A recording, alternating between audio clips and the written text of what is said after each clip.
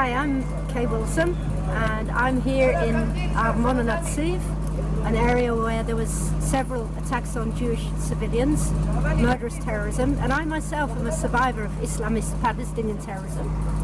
And it was actually during my work as a tour guide, when I was guiding an American Christian, Christine Lucan, at the end of 2010, that we were attacked by two Palestinians in an Israeli national park on Shabbat, held at knife point for half an hour and then tied up, gagged, and they butchered Christine in front of my eyes, and I played dead and was seriously injured. I survived, and I lived to tell the tale. And I will tell the tale because we are commanded to remember. Remember what hatred does. I tell the tale to speak for those who can't speak anymore.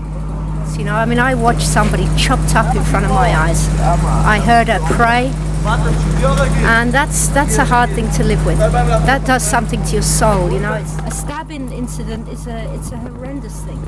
I mean, your whole body is filled with adrenaline, and it's like you're going to be in a car crash on the freeway, and the sheer pain. I mean, with me it was a serrated knife, and he was smashing my bones and tugging it out. And another thing about stabbing, you know, you think it's just a very local thing, but the force with which these terrorists stab people, it breaks people's bones. So there's the physical reality, and then there's of course the emotional trauma. But what it's also done, as well as bring back, you know, horrible things, it's made me more committed to speak out, get on social media, and tell the whole world, to lobby their governments, to tell the Palestinian Authority to stop this murderous incitement against Jewish people, against Israeli citizens.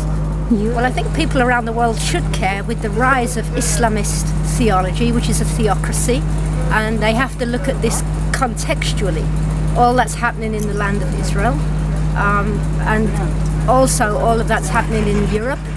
And I think people need to care, not just because of Israel, but because of their own future and their children and their grandchildren. And I think any decent human being wants peace.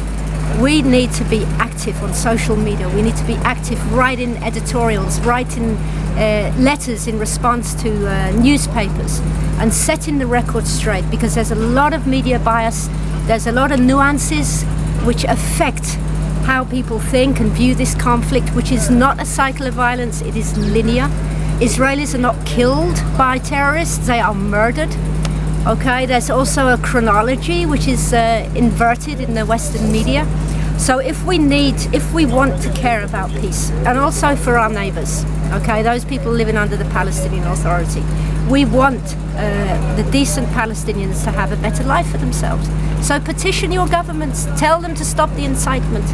Tell the Palestinian Authority to fill their curriculums with the arts, with the classics, with music, with learning about other cultures.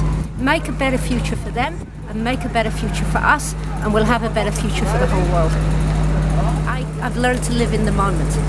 So this meeting now with you is the best moment of my life. Because as far as I'm concerned, it might be my last moment.